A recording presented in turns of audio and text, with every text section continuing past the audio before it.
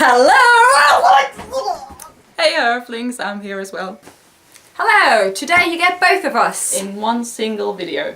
Originally we planned to talk about this, but something happened. Something really sad. Something big, huge, Wonderful. life-changing. We maybe should tell you what it was that Yeah. changed both our lives so permanently.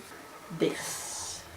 Yeah, well, we actually had the chance to go to a preview of The Fault in Our Stars. Not the book, the movie, obviously, because, duh. We went there with a group of nerd fighters. It was actually very funny because the whole cinema was filled with people. And I think we were the only nerd fighters there.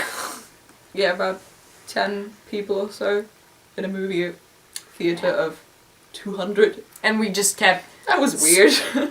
we kept squealing and screaming and crying and sighing, and everyone else was just like, what is happening? By the way, spoiler alert. If you haven't read this wonderful book yet, you should, by the way, you really should. Yes. But if you haven't, stop watching here. It's gonna be full of spoilers. I'm not gonna shut up about spoilers now. No. Because I'm just going to say that the first time I saw Augustus on the screen, I started crying because I remembered the end, and I was like, no! Wasn't that bad for me. I think I started crying. You actually cried. I didn't even... We sat like besides each other, and I didn't see her crying, so she was very good at hiding it. Yeah, I'm a very experienced crying person in the cinema, actually. With me, it's the issue whether it is something that really touches me or just something that I'm sad about. With A Fault in Our Stars, it was this wheeling, screaming, crying. Ugly crying. It was physical pain, basically. Yeah. I'm still thinking about when I actually started crying. I think it was actually that moment between Hazel and her mother, when her mother told her that they were in fact going to Amsterdam. That did actually make me cry. What I liked about it was that it was a very close adaptation, I think. Yeah, there me were too. passages in the dialogue that were straight out of the book. Yes. Which I haven't seen in any adaptation. Yeah, it was very true to the book. Story-wise and dialogue-wise and setting-wise. It was a very pretty film. And I might be biased because of John's opinion, but I really like the film. For example, what really impressed me, and we have talked about that before, is Shailene Woodley. Because I have seen her in Divergent before, and in Divergent she plays this super strong character who well, has to look out for herself and is fierce and beats people up. And then you have Hazel, who is, well, she's fierce and strong as well, but fierce and strong in her mind and not physically. And you really see in her hunched shoulders how she's dragging on, and the scene in the Anne Frank house where she has to climb the stairs, you can really see the pain in Shailene's face, and I just think she's a very, very, very good actress. I haven't seen her before, I haven't seen Divergent, but I really liked her in the role, and I thought her voice was just the most fitting thing ever for this movie. A tiny bit cracked, sort of. It always felt like, yeah, husky. And then there was Ansel, and he just, oh my god, his smile. It just broke your heart. He smiled and you were just like, oh, the sun, it's so bright. That's actually the only thing I'm not sure about Augustus and Ansel Elgort. So... I don't know.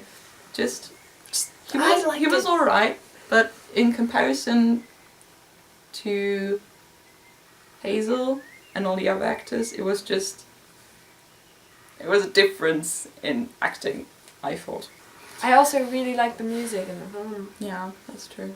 It was so beautiful. Just makes you sadder, actually. Yes. Even sadder, if that's possible. And I'm really impressed by the stage design. Set design. Set design. I'm really impressed by the set design because if you look at Hazel's room, it's just so beautiful. Nice. Yeah, when I was really can't talk right now. What Nicole was really afraid of What I was because really... she can't talk right now, Yes, you're gonna know. is Augustus's degenerating. I don't think it was enough. I don't think they showed it Yeah. in enough detail. It was not true. No. It's not true. Seeing I someone mean, degenerate is they could different. have just gone all the way. I mean, the And worst... that would have been more true to the story, and that would have been even more heart-wrenching. It's not as bad as it could have been. Yeah, that's true. The last part was a bit condensed. They had an emphasis on the love story between them. And that was good. That was a good decision, I think. It made the film a little bit lighter. I think it's a choice like for the masses. Yeah, rather probably. than for the Okay. truthfulness to the book. But on the other hand, it really felt like it was made for people who knew the book. Yeah, it was a In a mixture. way. It was a good mixture, I think. I mean, they could have just gone a completely different way and could have left parts out and everything, but it was so close to the book that you actually start to notice what bits are missing. And also, they had these little hints and thingies, like the hectic glow pictures on the walls that the nerd fighters noticed. No one else did, but the nerd fighters did. Van Houten was played by the wonderful Willem Dafoe, which I thought was a super amazing choice because he's an awesome actor. But again, as with my issue about the ending, they could have made him more of a douchebag. I Yeah. think he was more of a douchebag in the book, and I sort of, in a strange way, I would have enjoyed it if he would have been more of a douchebag. The scene where they were in Amsterdam and his house was very painful to watch, but reading it was even more Yeah. painful. I had the theory that it was just because we couldn't see into Hazel's thoughts in that scene, because it's her thoughts and her